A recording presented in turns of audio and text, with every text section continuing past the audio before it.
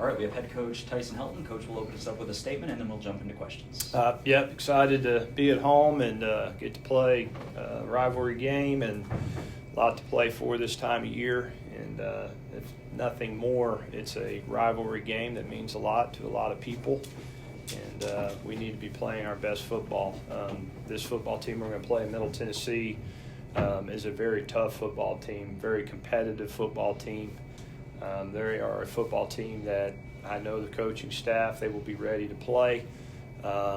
They have all been in it in pretty much every game, and so we need to play our best level of football. Had a good idle bye week, got better at practice. We need to continue to get better, and so we'll be out there today trying to get better. With that said, questions? Right, MTSU is much like you guys in that you've been in a lot of close games. You guys have won most of yours.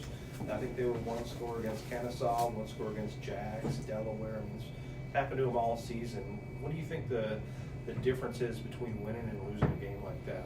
Well, at the end of the day, it's the critical plays, whether it be turnovers, and I'm talking about for both football teams here, not us, not Middle Tennessee, just football in general.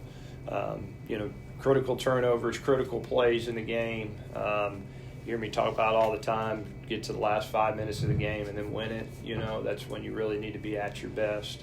All those things are critical, and sometimes the ball just bounces your way, and that's a good thing too. But when you play a game like this, it doesn't matter what records are or anything. It's a game that's highly competitive. It's a game that people like to play. And I know they will play their best brand of football, and we need to play our best brand of football if we want to win.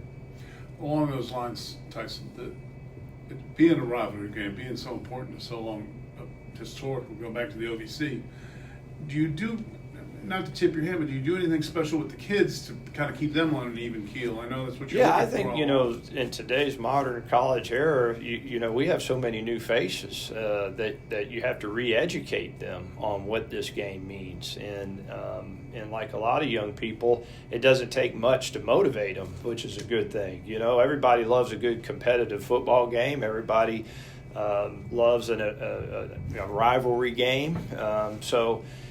But I did spend some time last week talking about what this game means and the history of this game, and because we do have a lot of new people here.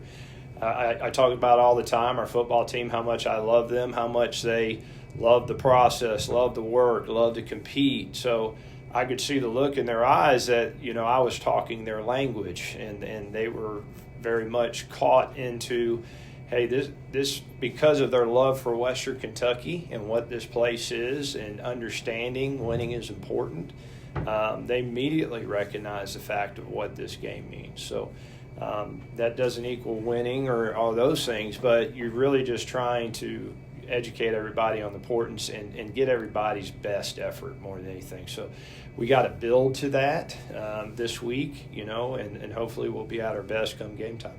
Do you see that look in their eyes as well, that this is the final home game of the regular season, and just how important would that be to really end that on a high note? That'd be huge. I mean, you want to control your own destiny for the conference race first and foremost, and we got an opportunity to do that.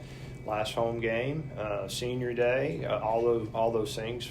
So, but all that can be distractions too. Sometimes it's just nice to just go out there and play and not have to worry about all those things. So you got to find balance in all that.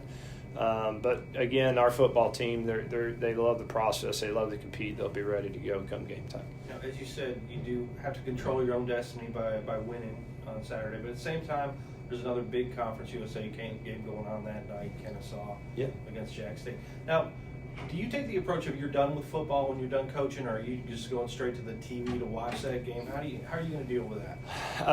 That's a great question. Normally, if we win, I go up there and my family's up there and we're just relaxing, and so I just take a deep breath and whatever's on the TV we watch. But I like to just take a deep breath and relax and not focus on – I like to focus on things outside of football, which is generally family, friends, staff, all those kind of things. So hopefully we win and get an opportunity to do that. But I don't worry about anything outside of what our job is here. We focus on us. We focus on what we need to do. Obviously for the conference race, that's a big game, and to see kind of where everybody's at and how this goes. But I just want to focus on the tops and us trying to position ourselves to go make a run. Well, coming off of this bye week, do you have an update on Maverick's health, his injury, how he's doing? Doing well. He's ready to play. Had a good week of practice. With that said, Rodney will start the game. Very, very glad we have two good quarterbacks that can play. Mav has been fantastic. He's worked really hard to get back to being healthy. He had a good week of practice, but very, very happy for Rodney and the success he's had, and he's earned the right to continue to go out there, and he did really well this past week, and he's handled things extremely well for him being the first time out, getting the opportunity to start, and so that's good to see, hopefully for the future and all those things. But I like where we are in the quarterback room. I like how our guys work. I like how they support each other. And it means a lot to this football team. And it's going to take both those men for us to hit this stretch in November to try to get done what we need to get done. Will you go to your boys' football game on Friday night? Definite maybe. We'll see. A maybe. I got to go a couple weeks ago. Generally, I don't, just because of how meetings and all that goes. So it's probably a long shot, but I won't ever say never. Would you say that Maverick is 100%, close to 100%, or he's just available if needed? I think he's more than good enough to be able to play. I think there's not a health risk there, if that makes sense. I think watching him, I don't want to speak for Maverick, but watching him in practice and all those things, he seems to be throwing the ball well, moving well. Doesn't seem to be something that's hindering him. So he's healthy. I think he's in a very, very good place. And great thing about Maverick and Rodney that I love, and Baby Rick can talk more about this, is if one of them's not in there, if the other one's not getting a rep, that other guy's standing right there behind. He's going through the ball handling. He's going through the read. He's pointing it out. You can see it on film. Those are two very motivated men, and also the players see that, and they also see how important it is. So, again, I think he's in a good spot now that he's ready to go play when his number's called. Back to Rodney too. Now, this is the first time he's had a bye week, an extra week of practice, knowing he's going to start. How does that help him, if at all? I think it helps him a ton. I think he's gained confidence throughout these past couple weeks. I saw that in practice last week, where he really was starting to get settled in and feeling more at ease there. And he got better last week, and as did Maverick. So that's a good place to be, and that's what you want to see from a young quarterback. I know you don't love the bye week, so how do you feel about having this one after that big win against New Mexico State? You don't just focus on getting better. Don't focus on what happens with idle time is you start focusing on things that really aren't important. You focus on the ghosts.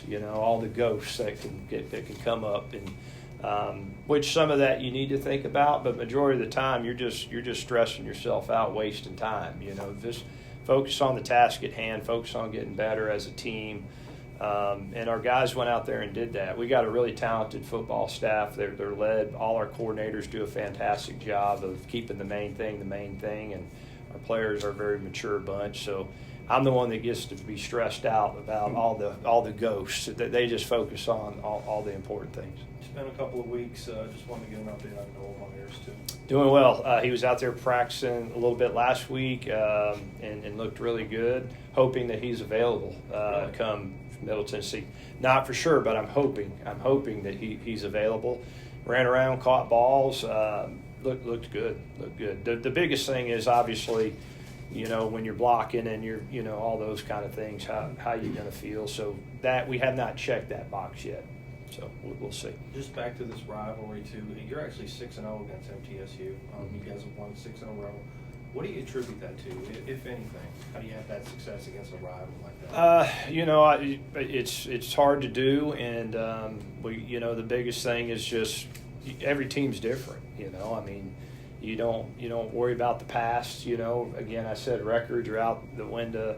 None of that really matters. You're focused on this year and this season and this team, and that football team we're playing is not last year's football team or the year before, and so just focus on winning that game. And like you heard some coaches say this past week, I love the quote of another college coach at a big game said, "Hey, this team's never done well," and he said, "This team's never played here," which is a very true statement, right? So same thing applies on that football field for us and Middle Tennessee. Those are two new football teams, two new seasons, and you focus on that season, not seasons past. Last thing for me, Senior Day also, as well as the last regular season, final home game of the regular season.